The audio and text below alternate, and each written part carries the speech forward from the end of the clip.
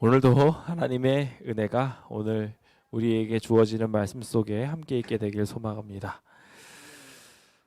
오늘 저희는 우리가 너무나도 잘 알고 있는 성찬 예식에 대하여 함께 생각해 보려고 합니다.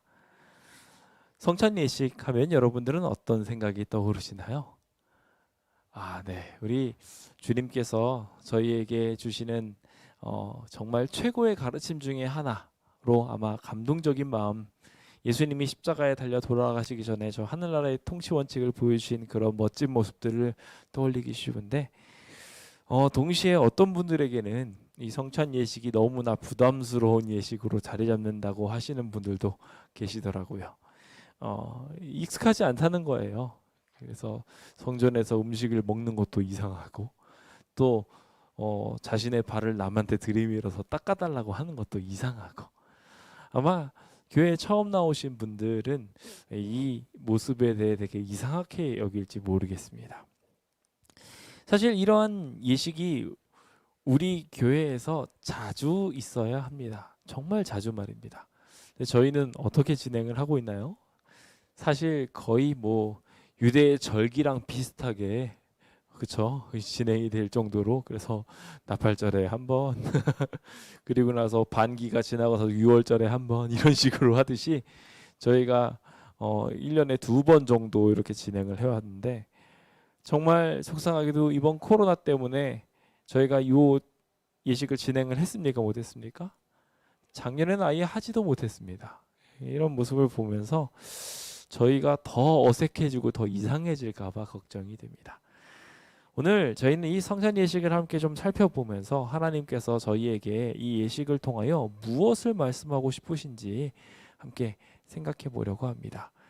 특별히 주님께서는 마지막 유월절이라는 키워드 앞에 제자들에게 자신이 무엇을 하려고 하는지를 보여주시려고 하셨습니다. 유월절에 일어나는 예식은 우리가 잘 아는 것처럼 성소에서 일어났던, 평소에 있었던 매일의 제사들의 확장판이었고, 제자들이 혹은 예수님을 따르는 모든 성도들이 죄를 지을 때마다 가져왔던 죄들을 도말하는 것에 대한 상징적 예표를 하고 있는 가장 중요한 예식이었습니다. 이것으로 치면, 지금으로 치자면 예배의 가장 확장판, 가장 핵심적인 예배 정도로 이해하시면 되고, 그 예배의 의미가 모든 예배 속에 있어야 하는 것이 바로 이 사실 유월절의 의미였고, 유월절의 의미가 오늘날에 그대로 와닿게 된다면 어떻게 또 확대 해석을 할 수 있을까요? 예수님께서 하셨던 이 성찬 예식의 모양이 우리의 모든 예배 속에서 사실 드러나야 된다는 거예요. 마치 유월절에 예수님께서 제자들 앞에서 이 모든 모습을 보이심으로 모본을 만들어 하나님의 백성들이 앞으로 지켜야 될 예식을 만들어 주셨던 것처럼, 동일하게 오늘 우리의 삶의 이러한 모습들이 유월절을 예표한, 그러니까 기본적인 예식들을 예표한 유월절, 그래서 유월절의 가장 핵심적인 모습이 모든 제사 속에서 죄를 전가하고 도말받는 그 귀한 구원의 이야기가 핵심적으로 전달되어졌던 것처럼, 동일하게 오늘 우리의 삶 속에서도 예수님께서 구원의 이야기가 오늘 그 아름다운 기적을 위하여 우리의 생각과 마음을 다 하나님께 좀 맡겨보려고 합니다. 함께 구호 외치면서 우리의 결심을 표현해 보도록 할까요? 함께 구호 준비하겠습니다. 구호 준비! 야! 너의 행사를 여호와께 맡기라! 그리하면 내가 경영한 것이 이루어지리라. 아멘.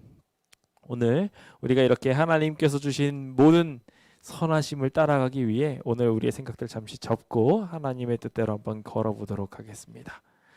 잘 아시는 성경절 있죠? 빌립보서 2장에 있는 말씀.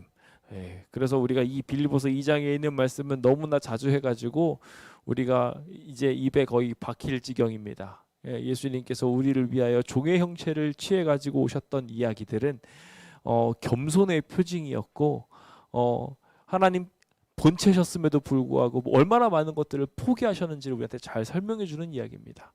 저는 오늘 그 본문으로서 7절과 8절에 있는 이야기를 함께 읽어보고자 합니다. 함께 읽어볼까요? 시작. 오히려 자기를 비워 종의 형체를 가지사 사람들과 같이 되셨고 사람의 모양으로 나타나사 자기를 낮추시고 죽기까지 복종하셨으니 곧 십자가에 죽으심이라. 자, 여기 보시면은요, 앞에 이제 하나님의 근본 하나님의 본체셨으나라는 이야기가 쭉 나오면서 주님께서는 하나님과 한 분이셨지만 하나님과 동격이셨고 하나님 자체였고 창조주셨지만 오히려 어떻게 되셨어요? 종의 형체를 가지셔서 사람들과 같이 되셨다라고 이야기합니다. 그럼 사람들과 같이 되신 걸로도 이미 겸손해지신 거예요, 아니에요? 한참 겸손해지신 거예요, 그렇죠? 창조주가 피조물의 모양을 취한 것입니다. 그래서 주인이 종의 모양을 취한 거예요. 그것만으로도 대단하고 놀라운 일이에요. 어떻게 이런 일이 일어날 수 있지? 라는 생각이 드는데 그런 모습에서 한층 더 나가십니다. 8절이죠. 사람의 모양으로 나타나서 거기서도 어떻게 되셨어요? 자기를 낮추시고 죽기까지 복종하셨는데 십자가에 달려 돌아가시기까지 복종하신 것이 예수님이다 라고 기록하고 있습니다. 오늘 우리는 이 성찬 예식의 이야기를 함께 살펴보면서 주님께서 이렇게 죽기까지 복종하시는 이야기들을 어떻게 우리가 예배 속에서 드러내며 살아갈 수 있는지를 보여주시는 이야기를 함께 보려고 합니다. 주님께서는 이 유월절의 본래 의미가 오랜 시간에 걸쳐 진행되어져 가며 점차적으로 이상하게 변질되어져 가고 있음을 보게 됩니다. 유월절 근처가 되었을 때 주님께서 이 고난주간을 시작하시면 성소에 들어오셨죠. 성소가 어떻게 준비되어 있었습니까? 우리가 잘 아는 것처럼 물건을 사고 파는 사람들이 이제 대목이니까 말 그대로 수많은 사람들이 와가지고 양이며 비둘기며 살 거니까 그거를 쟁겨놓고 창고처럼 성전을 만들어서 장사하는 집으로 성전을 바꿔버렸어요. 수많은 민족들이 다 모여서 경건하다 하는 사람들은 다들 그것을 사고 있을 테니까 얼마나 거기에 관심이 많았겠습니까? 그렇게 많은 사람들이 뭐에만 관심이 있었어요? 돈에만 관심이 있었어요. 당장 자기에게 주어지는 이득에게만 관심이 많았어요. 혹 자기에게 있는 기득권이 빼앗길까 걱정하고 있는 제사장들의 마음들, 그리고 조금이라도 돈을 버는데 방해가 될까봐 걱정하는 수많은 장사치들이 이 유월절의 의미를 퇴색시켜버리고 만 것입니다. 어쩌면 우리 예배도 동일하게 이와 같이 망가져가고 있는지 모르겠다는 생각이 듭니다. 예수님께서 오셔서 하시고자 하는 본질은 잊어버리고 그냥 와서 내가 해야 될 어떠한 의무를 수행하는 것으로 나는 이 정도면 참 착한 사람이고 구원받은 사람일 것 같아 라고 이야기하면서 스스로를 위안하는 겁니다. 마음의 안식을 얻으려고 하는 것에 일환으로 헌금을 내고, 그래서 이 헌금을 냈으니까 나는 이제 선교나 모든 일에 대해서 손을 놔도 돼 라고 위안을 삼고, 때로는 그것으로 복을 받는다고 생각하면서 때때로는 헌금을 냈으니 복을 빌어주세요 라고 요청하는 일들이 우리에게 다반사로 일어나게 되는 현상이 만들어지게 되어버렸습니다. 사실 예배의 형태는 그것이 아니고 구원의 형태가 그것이 아님에도 불구하고 수많은 사람들이 그것을 놓쳐버리면서 살게 된 것입니다. 유월절의 예배가 이렇게 망가진 것처럼 오늘날 현재 우리의 예배가 그렇게 망가져 가면서 하나님의 손가락질을 받게 될 때 우리는 어떻게 돌아가야 할까요? 그 지표를 어떻게 삼아야 될까요? 유월절에 있는 모양을 살펴보고 우리가 그 깊이 있는 이야기를 살펴보기 어려우실까 봐 주님께서 한 번 더 유월절의 의미를 새겨서 우리한테 주신 것이 무엇이냐? 그래서 그 유월절의 의미를 새겨주시는 것을 통하여 오늘날 우리의 예배가 어떻게 되어야 하는지, 주님을 따라가면서 주님을 기념한다는 것이 무슨 의미가 있는지, 창조의 기념일에 하나님께 예배하는 것이, 구속의 기념일에 하나님께 경배 드리는 것이 무슨 의미가 있는지 알려주려는 것이 오늘 여기 등장하는 성만찬 예식이라는 것입니다. 즉 성만찬 예식 속에 있는 이야기를 우리가 잘 이해하게 되면 예배에 대하여 잘 이해할 수 있고 우리가 어떻게 주님께 주님을 기념하면서 살 수 있는지, 그래서 우리가 그것을 어떻게 따라가면서 살 수 있는지를 그대로 드러내는 것이 이 장면이에요. 그러다 보니까 먼저 이 예배를 들어가는 데 있어서 굉장히 중요한 마음가짐을 먼저 짚고 들어가고자 합니다. 고린도전서 11장 28절부터 29절에 있는 말씀입니다. 바울은 당파를 지어서 자기네들끼리 막 시끄럽게 싸워가면서 자기네들끼리 분할되어져서 막 성찬 예식을 막 하고 있는 이야기들을 짚어가면서 그 예배 속에 드러나 있지 않은 예수님의 모습을 꼬집습니다. 그러면서 너희가 성찬 예식을 하려면 진정으로 연합된 자가 되어야 하며 너희의 죄가 없어야 된다라고 꼬집어 말하기를 다음과 같이 말합니다. 사람이 자기를 살피고 그 후에야 이 떡을 먹고 이 잔을 마실지니 주의 몸을 분별하지 못하고 먹고 마시는 자는 자기의 죄를 먹고 마시는 것이라. 그렇습니다. 주님께서는 이 성찬 예식을 하나님의 백성들에게 기념하여 자주 하게 말씀하시고 난 뒤에 그것을 통하여 하나님의 축복을 부어주시려고 하셨습니다. 그곳에는 분명하게 하나님의 의도가 있었습니다. 하나님의 백성이 죄를 용서받고 하나님의 나라에 합당한 사람으로 바뀌게 하려고 성찬 예식을 주신 거예요. 그 성찬 예식이 그렇게 만들어졌는데 문제는 어떻게 하고 있어요? 사람들이 이 성찬 예식을 어떻게 바꿔버리냐면 당파 짓는 사람들끼리 모여가지고 맛있는 걸 먹어가면서 떡과 포도주로 자신들을 채우는 시간으로 만들어버리기 시작한 것입니다.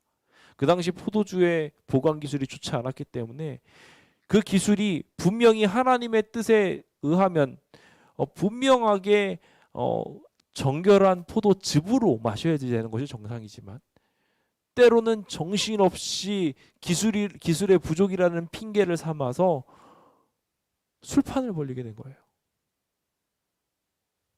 하나님의 뜻과는 정반대가 되어버려서 주님께서는 이 고린도전서에 보면은 바울을 통해 이렇게 찝으십니다. 이는 먹을 때 각각 자기 만찬을 먼저 가져다 먹음으로 어떤 사람은 시장하고 어떤 사람은 취하고 있다고 말하고 계십니다. 정말 문제가 심각해요. 그래서 바울은 계속해서 말하기를 너희가 먹고 마실 집이 없느냐?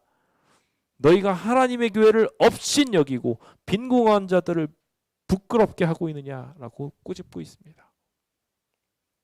정말로 그래요. 우리가 예배를 드릴 때 정말 하나님의 형상을 회복하려고 드리는 예배를 드리는 건지 나 자신을 미안하고 그냥 기쁨을 얻으려고 소비적으로 예배에 참석하고 있는 것인지 스스로를 좀 한번 생각해 보게 됩니다. 주님께서는 어떻게 당신 자신을 계시하셨나요? 주님께서는 오히려 자기를 비워서 종의 형태를 가지셨다고 빌립보서 2장은 분명히 우리에게 말하고 있습니다. 죽기까지 복종할 만큼 주님의 사명을 이루기 위하여 하나님의 나라를 만들기 위하여 주님께서는 십자가에 달려 돌아가시기까지 복종의 길을 걸으셨던 것이 이 예배의 원형이었던 것입니다. 오늘 우리의 마음속에 예배의 원형을 주님을 기념한다는 것이 무엇인지를 제대로 깨닫게 되는 귀한 시간 되길 예수님의 이름으로 축원드립니다. 저는 오늘 이 이야기를 살펴보면서 고난주간에 이제 핵심되는 이제 잡히시던 날 밤의 이야기로 함께 좀 들어가 보려고 합니다. 주님께서 잡히시기 바로 직전에 있었던 일이 이제 수시간 후면은 주님께서는 곧 잡히시게 됩니다. 주님께서는 제자들과 함께 이 시간을 보내시려고 하셨고 동시에 그것을 고대하셨다고까지 말합니다. 주님께서는 그 아름다운 장소를 예비하기 위해 제자들한테 부탁하십니다. 딱 2명을 뽑았다고 하는데 그 사람의 이름이 등장하죠. 베드로와 요한이었습니다. 이제 양을 잡을 날이 됐어요. 예수님께서는 6월절에 예표셨기 때문에 실제로 양을 잡을 날에 본인도 잡히셔야 됐습니다. 그래서 그 양을 잡는 날 무교절 첫날에 자신도 잡히실 준비를 하셨어요. 그리고 난 다음 6월절에 있을 일을 함께 모색하기 위하여 함께 나누기 위하여 베드로와 요한을 보내시면서 한 집을 알아보거라 라고 이야기합니다. 도대체 어디서 6월절 우리 보내겠습니까? 라고 이야기하자 주님께서는 기적적인 이야기를 또 하나 말씀하시죠. 마치 베드로에게 세금을 내라고 할 때에 물고기를 잡았을 때 그 안에 세금이 있었던 것처럼 동일하게 이 정신없이 돌아가고 있는 유월절 기간 중에 물동이를 이고 가고 있을 사람이 있을 거라는 거예요. 그 사람을 찾으라는 겁니다. 성내로 들어갔을 때 물 한 동이를 이고 가는 사람이 있으면 그 사람을 줄줄 따라가는 거예요. 누군지도 몰라요. 물동이를 누가 집니까? 사실 종이 지잖아요. 그렇죠? 미천한 사람이 지고 갑니다. 그런데 그 종이 그걸 지고 가는데 그걸 따라가라는 거예요. 뭔가 화려하게 이렇게 우리 집으로 오십시오 말하는 부잣집으로 가라고 하지 않으시고요. 종이 열심히 물동이를 이고 가고 있을 때 그 사람 뒤를 쫓아가라고 이야기하고 있어요. 거기에 뭐가 있을 줄 어떻게 알고 그냥 따라갑니까? 근데 주님께서는 딱 그 길로 가서 그 집에 다락방이 있을 거라고 말하고 있습니다. 참 흥미로워요. 왜냐하면 그 당시에 다락방은 흔하지 않았거든요. 부자 집에나 다락방이 있었어요. 여기 이 사람을 만나서 종을 쫓아서 갑니다. 제자들이 그 이야기를 듣고 쫓아서 가는데 거기서 도착했던 곳이 어디였느냐? 흥미롭게도 항상 예수님을 사랑하고 아끼던 마가라는 사람의 집이었습니다. 그래서 마가의 다락방에 이렇게 모이게 된 거였어요. 참 신비한 일이죠. 하나님께서는 이렇게 먹을 객실을 준비하셨고 그 일이 잘 준비되도록 물두멍이를 뜨고 있는 예비된 집을 찾아서 가셨습니다. 물은 우리가 잘 알다시피 잠시 후에 등장하는 세족 예식을 위해 필수적인 일이었어요. 물이 많이 필요한 것은 사실 그렇게 물을 많이 떠놓을 필요가 없거든요. 그런데 많은 사람을 초청할 준비가 되어 있음을 말하는 것이에요. 오늘 우리의 삶에 있어서도 동일하게 그렇게 많은 사람을 초청할 준비가 되어 있는 마음에 하나님께서는 역사하셔요. 내가 시간을 좀 많이 내야지, 하나님을 위하여 이 시간을 좀 구별해야지라고 하게 될 때 비로소 그 자리에 임재하게 되는 거예요. 성찬 예식의 기적을 경험하고 싶으시다면 먼저 뭐 해야 되느냐? 준비하셔야 돼요. 예비되어져 있어야 돼요. 이 예배를 참여하기 위하여 예비되는 것은 필수인 것입니다. 주님은 그런 집을 찾아서 들어가시고 거기에 유하십니다. 아마 여러분들도 많이 경험하셨을 거예요. 교회에 와가지고 가난한 심령이 되어 있으실 때는 말씀이 막 마음속에 쿡쿡 찔립니다.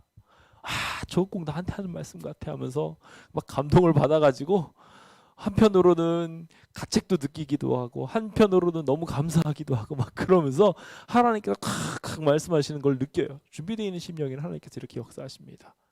그런데 준비되어 있지 않으면 어떻게 돼요? 오늘 목사님 설교 왜 이렇게 길어 하면서 이렇게 되기가 너무 쉬워요.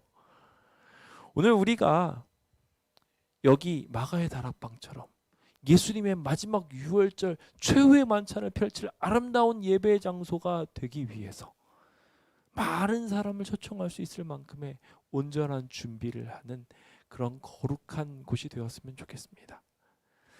주님께서는 그곳으로 가셔서 말씀하시기를 이 무교절 첫날에 내 때가 다가왔다라고 말했어요. 양 잡을 때가 됐으니까 나도 죽을 때가 됐다. 나도 잡힐 때가 됐다고 말씀하셨어요. 주님께서 이 선포를 하시면서 이 양 잡는 날에 제자들과 함께 귀한 시간을 보내기 시작하십니다. 왜 주님께서는 자신의 때를 정하셨을까요? 왜 주님께서는 예배를 통하여 우리를 만나고자 하셨을까요? 어린 양 한 마리가 한 집에서 예쁘게 자랍니다. 정말 예쁘게 자란 양인데 그 양이 유월절 가까운 날에 함께 여행을 떠나기 시작했습니다. 걸어야 될 양이 걷지 않고 품에 안긴 채 걸어갑니다. 왜 함께 여행을 하는 것일까요? 죽기 위해서입니다. 이 양은 그렇게 조금씩 죽음에 가까워져 왔고 이제 예루살렘 성전이 보이게 되었을 때 이 양은 곧 죽게 됩니다. 주님께서도 이와 같은 마음가짐으로 여기에 서셨습니다. 이 예배에 서셨습니다. 내가 너를 위하여 죽어줄게 라고 이야기하면 이 예배에 서신 것입니다. 어렸을 때 이런 이야기 한번 들어보시지 않았나요?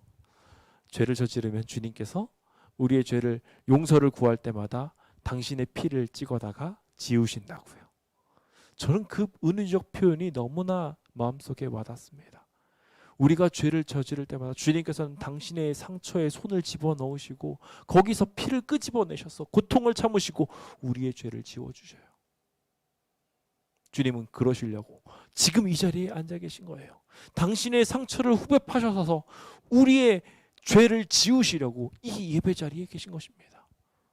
우리가 이 예배에 왜 왔는지 생각해야 합니다. 주님이 어떠한 마음을 가지고 이 예배 자리에 있는지 우리가 그것을 바로 이해한다면 우리의 울두멍들은 더 커지고 더 잘 준비가 될 것입니다. 주님도 이곳에 상처를 준비하시고 오시는 것처럼 당신의 보혈로 우리를 지우기 위하여 오신 것처럼 우리도 주님을 영접하기 위하여 큰 동리를 머리에 이고 이 성전을 향하여 와서 주님의 정결의 영을 꼭 부인받게 되길 예수님의 이름으로 축원드립니다. 자, 그렇다면 어떻게 이 사람들은 예배를 드리면 좋은지 주님께서 어떠한 모습들을 보여주셨을까요? 예수님의 제자들, 그 사람들은 어떤 특징들을 가져야 할까요? 주님께서는 이 예배에서 드러난 예수님의 모습, 그것을 제자들이 따라하길 바란다고 이야기하며 다음과 같은 모습을 보여주셨어요. 바로 배신자를 감싸주고 고난을 자처하는 그 모습이었습니다.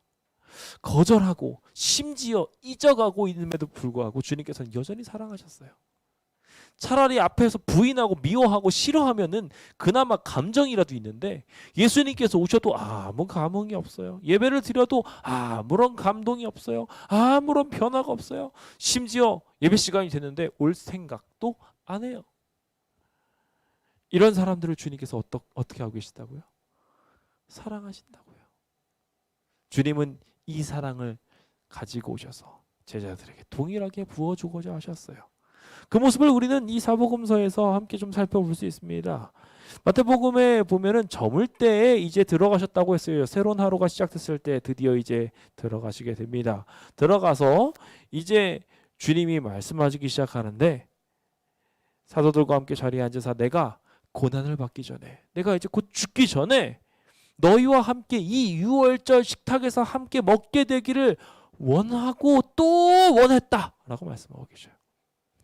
주님께서는 오늘 우리와 함께 예배하기를 원하고 또 원하셨어요. 우리의 마음이 변화되어 하나님의 뜻대로 살아나가게 되기를 원하고 또 원하셨던 거예요. 우리를 구원하시려고 말입니다.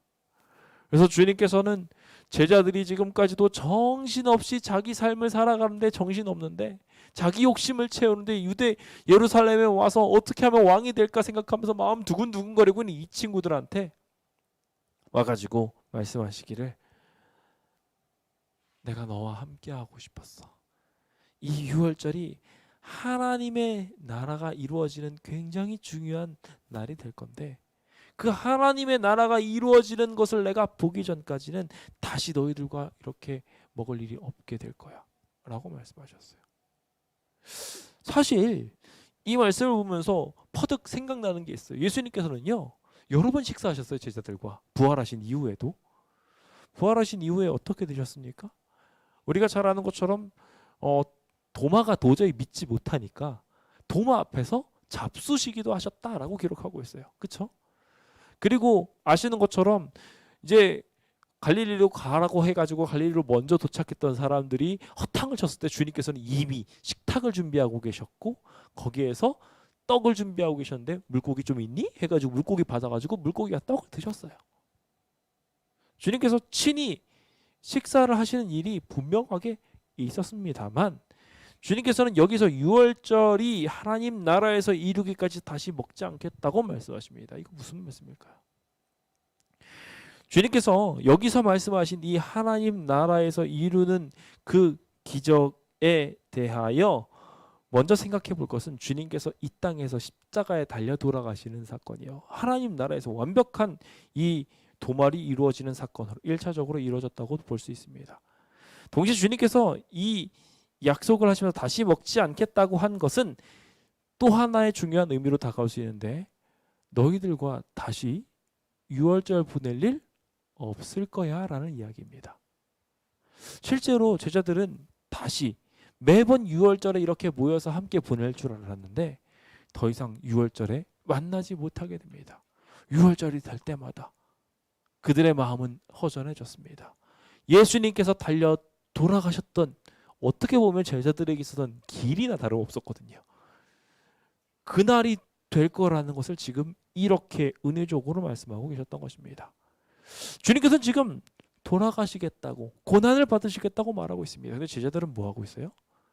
서로 지금 음식에만 관심이 있어요. 유월절 먹는 것에 대하여 잔치를 보낼 거에만 관심이 있어요. 그리고 뭐에만 관심이 있어요? 잠시 후에 나오지만 서로 누가 더 높으냐 하면서 발을 씻겨주는 데 있어서 제일 낮은 사람이 날 씻어줘야지 라고 하면서 기다리고 있는 일이 그들의 모습이었어요.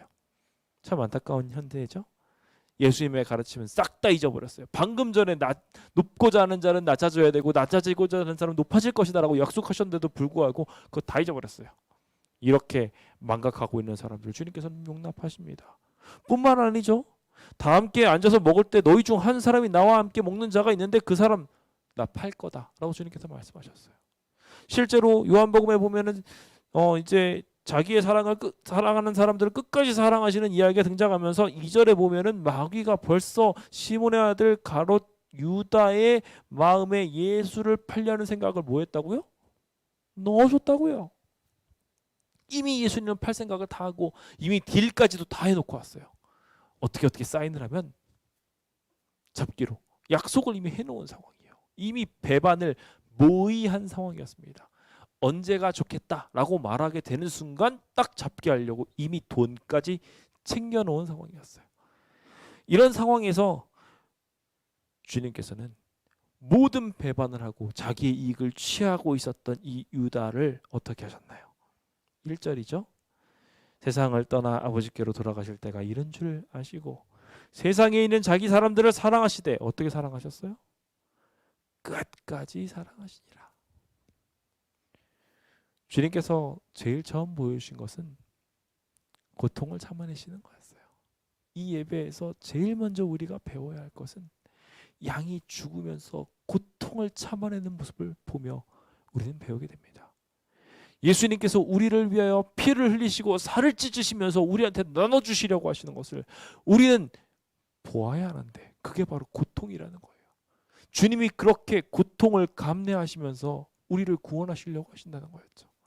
우리는 이것을 보면서 우리를 구원하기 위해 주님께서 얼마나 큰 고통을 감내하셨는지를 보고 배우게 됩니다.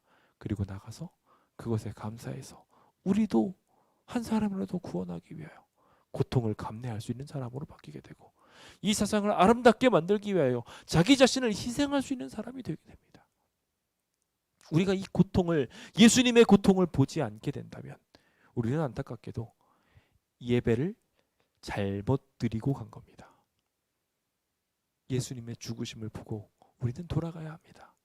예수님이 우리를 대신해서 고통을 짊어지셨다는 것이 우리에게 기쁨과 감사가 되어야 예배를 제대로 드린 것입니다. 성찬 예식 속의 첫 번째 교훈은 고통임을 꼭 기억하십시오. 주님의 희생임을 기억하십시오. 그 희생이 나를 위하여 있다는 것이 꼭 마음의 감동으로 자리 잡게 되시길 예수님의 이름으로 축원드립니다. 두 번째로 주님께서는 이것을 통하여 낮은 자를 책임지는 사람으로서 우리를 변화시키려고 합니다. 첫 번째 단계에서 주님의 고통을 보여주시고 난 다음에 주님께서는 이 고통이 무엇을 위하여 고통을 하는 것을 알려주셨어요. 옛날에 행함으로 구원을 받으려고 하는 많은 사람들이 있었고 그 행함으로 구원을 받는 사람들은 스스로를 고행의 길로 이끌었습니다. 막 금식하고 단절하고 막 여러 가지 것들을 하면서 고행을 했어요. 근데 안타깝게도 주님께서는 그게 하나님께서 원하시는 금식이 아니라고 말씀하셨죠. 주님께서 원하는 금식은 고아와 과부를 보살펴주는 것이라고 이야기를 하셨어요. 그것이 기본적인 배경이에요. 그런데 문제는 우리가 주님의 고통을 보고 난 다음에 그 고통을 잘못 적용해서 우리 스스로한테 적용해서 그 고통을 나 구원받으려고 내 욕심을 채우려고 고통을 감내하는 경우들이 있어요. 나는 이만큼면 경건한 사람 아니야? 라고 이야기하면서 나 구원받으려고 그렇게 하게 되는 순간 안타깝게도 그 예배도 삐뚤어진 잘못된 예배예요.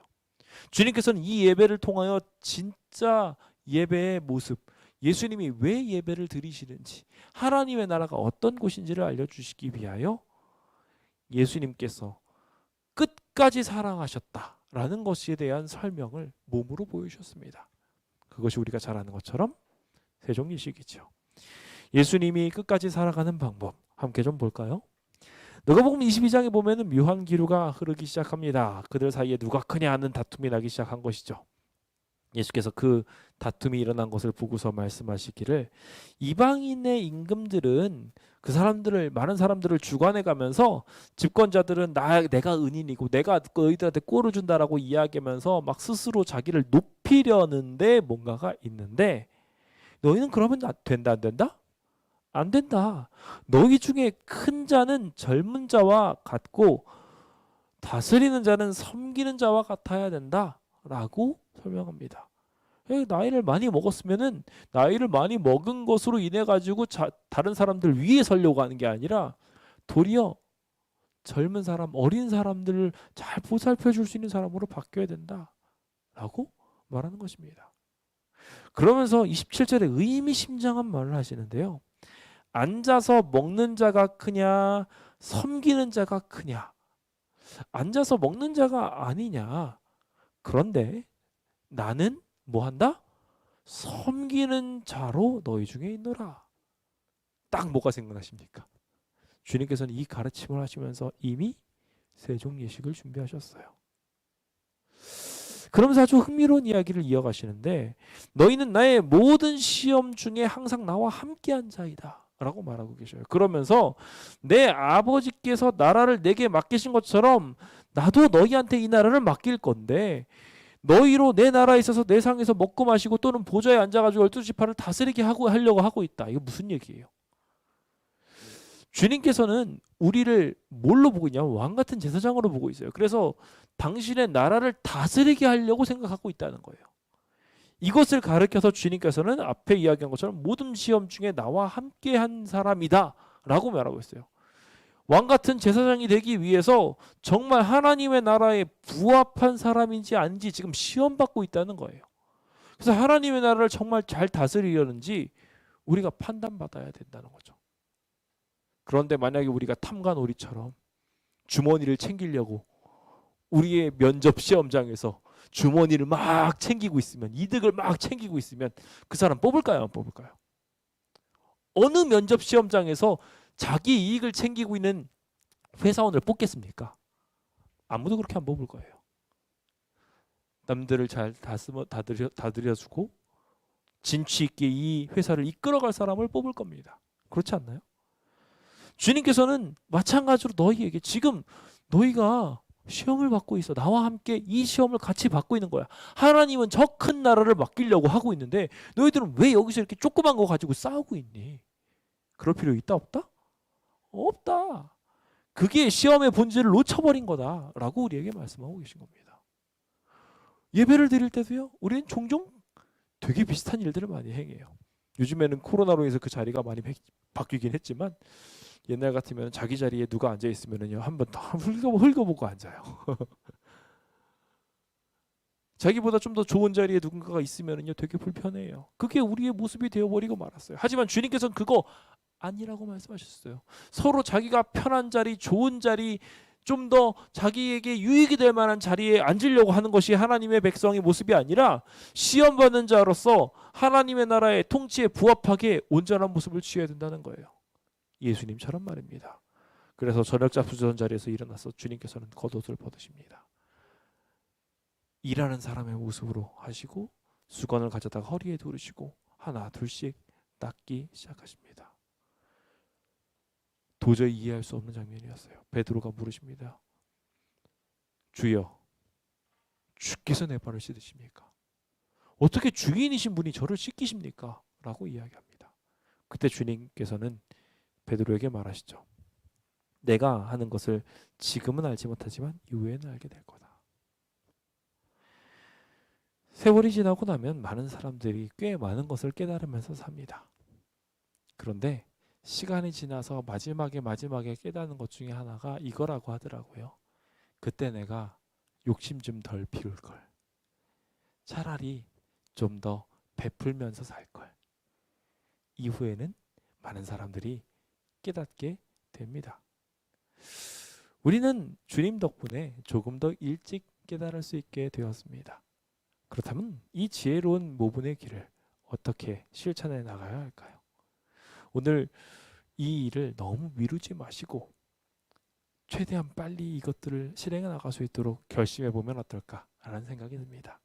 서로 봉사하고 나누고 올 때 꼭 내가 안내가 아니더라도 안내를 도와주고, 꼭 내가 이거 안 도와줘도 될 것 도와주고, 교회가 지저분해 보이면 열심히 치우고, 많은 분들이 그렇게 해주고 계신데 그 일들을 모두가 함께하며 하나님의 통치 원칙을 실증해 보는 것입니다. 그 아름다운 축복이 있게 되길 예수님의 이름으로 축원드립니다. 주님께서는 이렇게 하시는 것에 대해서 관계를 맺는 것으로 표현하고 계셔요. 그래서 너희가 나와 씻는 관계가 만들어지지 않으면, 내가 너를 씻겨주려고 할 때 너가 나에게 씻김을 받지 않으면은 안타깝게도 너랑 나랑은 관계가 없다라고 말씀하고 계셔요. 예배에서도 동일해요. 우리가 와서 주님의 사랑으로 말미암아 씻겨짐을 경험하지 않는다면 우리는 이곳 허지로 온 거예요. 그냥 내 마음 안심 얻으려고 여기 온 거라는 거예요. 하지만 주님께서는 두 관계의 상관관계를 만들기 위하여 주님이 무릎을 꿇으시고 씻겨주셨어요. 이곳은, 이 교회는 내가 주님을 섬기는 자리라기보다는 사실 주님이 우리를 섬겨주시는 자리예요. 우리가 주님께 경배드리려고 오긴 왔지만 오히려 우리는 주님께서 우리를 위하여 얼마나 큰 사랑을 베풀어 주신지 목도하고자 가는 자리가 바로 이 자리라는 거예요. 실제로 성소에 갔을 때마다 나는 예수님께 제물을 드려야지 하고 왔는데 주님께서는 그 제물을 통해서 뭘 하고 계세요? 우리의 생명을 구원하고 계셔요. 우리를 위하여 십자가에 달려 돌아가시는 모습을 보게 하시며 주님께서는 그것을 통하여 우리를 살리시려고 하셨어요. 그것이 성소 예배의 본질이었고, 유월절의 본질이었고, 성만찬 예식의 본질이었고, 지금 이 겸손 예식의 본질이고, 우리가 드리고 있는 진짜 예배의 본질이라는 겁니다. 주님께서는 그렇게 우리와 함께 관계를 맺으려고 하셔요. 오늘 우리가 그 아름다운 구원의 백성이 되기를 예수님의 이름으로 축원드립니다. 여긴 참 안타깝게도 다 깨끗하지만, 목욕된 자로서 내가 발만 씻겨주면 될 정도로 다 깨끗하지만 여기 한 사람의 문제가 있어 라고 이야기하고 찝고 있어요. 그렇게 꼭 찝고 있는데도 불구하고 끝까지 내 죄를 제복하지 않는 사람이 있어요. 누구였나요? 가룟 유다예요. 주님께서는 대놓고 이따 나중에 보시면 아시지만 빵 찍어다가 나눠주기도 하십니다. 티 안 나게 하면서 내가 너에게 빵 찍어준 사람이 유다다라고 이야기인데 다들 관심이 딴 데가 있어가지고 배신한 사람이 누군지 분명히 빵을 찍어주셨는데도 몰라요. 그리고 나서 유다가 떠나고 있는데 심부름 시키셨구나 하고서 그렇게 생각하는, 그렇게 대놓고 여러모로 이 사람을 깨우치려고 애를 쓰고 계신데, 여러 번이나 이 유다를 살리시려고 애를 쓰고 계신데 뭐 하고 있어요? 딴짓하고 있고 딴 생각하고 있어요. 우리도 문제는 예배를 드리면서 똑같이 하고 있다라는 거예요. 나를 살리시려고 주님께서 지금 나랑 관계를 맺자고 이야기하는데 관심 없어요. 딴 일을 하느라고 정신 없어요. 우리가 이렇게 되지 않게 되기를 예수님의 이름으로 축원드립니다. 주님께서는 우리를 구원하시기 위하여 오셔서 이렇게 겸손의 모습을 취하셨고 우리에게 아름다운 모범을 보여주시면서 너의 주인이, 너의 선생이 내가 이렇게 했으니까 너희도 가서 이렇게 하는 게 마땅하다, 이것이 복이 있는 것이다 라고 이야기하며 나를 따르고자 하는 사람들은 다 내가 가고자 하는 이 길을 따라갔으면 좋겠다라고 말씀하고 계셔요. 하지만 주님께서는요, 참 흥미롭게도 뭐라고도 말씀하시면 내가 모두를 가르쳐 말하는 거 아니다, 내가 택한 자는 내가 안다 라고 말씀하고 계셔요. 무슨 얘기예요? 내 떡을 먹는 자가 발뒤꿈치를 들었다. 즉 나한테 꼴을 먹고 나한테 교훈을 듣고 내가 이렇게 살기를 바란다고 말하고 있는 그 사람이 배반해서 나 죽일 거 알고 있다라고 이야기하면서 내가 모든 사람한테 나가서 나처럼 복받을 길을 걸으라고 권하고 있지 않다. 강제하는 건 아니다.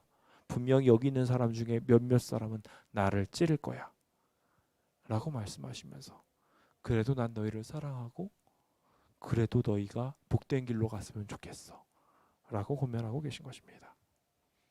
주님의 섬기심은 한도 끝도 없습니다.